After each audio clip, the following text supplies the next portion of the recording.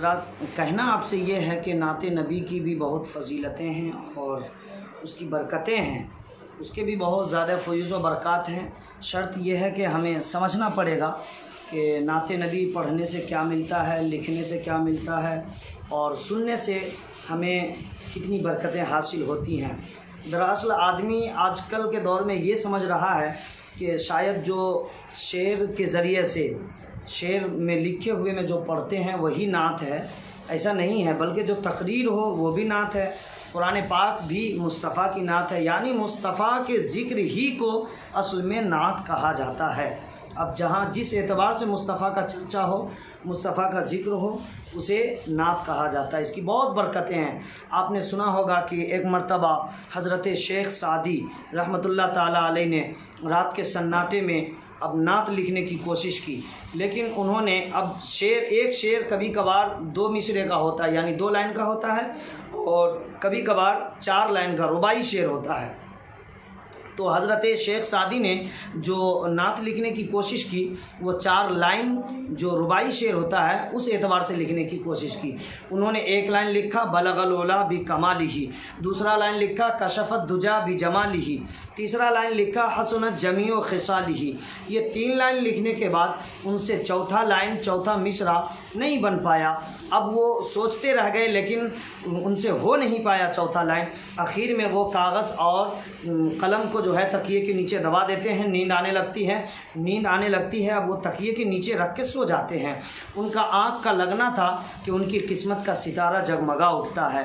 ख्वाब में मेरे आका करीम मुस्तफ़ा जान रहमत सल्लल्लाहु ताला अलैहि वसल्लम तशरीफ़ लाते हैं और कहते हैं, ऐ सादी तूने रात में कौन सा कलाम लिखा है, ज़रा मुझे पढ़ के सुनाओ तो सही। हज़रत शेख सादी कहते हैं, या रसूल अल्लाह, मैंने जो लिखा है वो मुकम्मल अभी हुआ कहाँ है, वो नाक़िस है, अधूरा है, ना मुकम्मल, अभी पूरा नहीं हुआ है, उसमें कुछ कमी है। आका फरमाते हैं, जितना तुमने लिखा है उतना ही पढ़ के सुनाओ। हज़रत शेख सादी जवाब देते हैं, या रसूल अल्लाह, मैं उसे पहले पूरा तो कर लूँ फिर मैं सुना दूँगा या रसूल अल्लाह। आका ने कहा, तुमने जितना लिखा है उतना ही पढ़ के सुनाओ। हज़रत शेख सादी ने तकिए के नीचे से कागज़ का टुकड़ा निकाला, अब पढ़ के सुनाते हैं, बलगल उला बि कमालिही कशफत दुजा बि जमालिही हसनत जमीओ खिसालिही। आका फरमाते हैं, सादी तुमने क्या सुनाया, एक मरतबा और पढ़ के सुनाइए।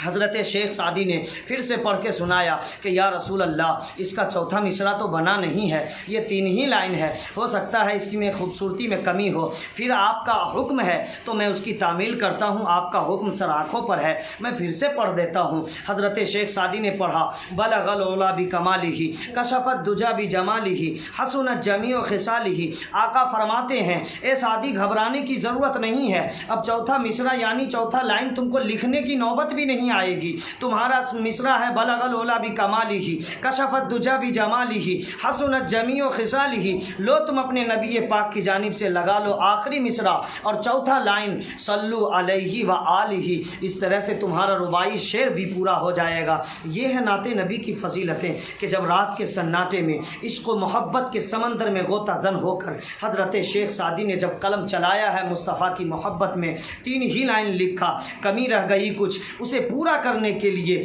खुद सरवरे कायनात मुस्तफ़ा जान रहमत सल्लल्लाहु ताला अलैहि वसल्लम तशरीफ़ ले आते हैं। इसलिए मैं आपसे ये कहना चाहूँगा कि नाते नबी भी पढ़ना, नाते नबी सुनना, ये बहुत बड़ी बातें हैं। नाते नबी सुनना चाहिए, पढ़ना चाहिए, और अगर आप लिखना जानते हैं तो लिखने की भी कोशिश करनी चाहिए। अगर आप कुरान पढ़ना जानते हैं तो कुरान को भी नाते नबी समझ के पढ़ना चाहिए। हर आयत में मुस्तफ़ा का जिक्र है, बल्कि पूरी कायनात का ज़र्रा ज़र्रा तो मुस्तफ़ा के ही सदक़े में है, तो कुरान पाक की भी मुस्तफ़ा के सदक़े में हमें मिला है। इसलिए मैं आपसे कहना चाहूँगा कि हमारे अंदर नाते पाक का भी शौक़ और जज्बा होना चाहिए कि हम पढ़ें और सुने।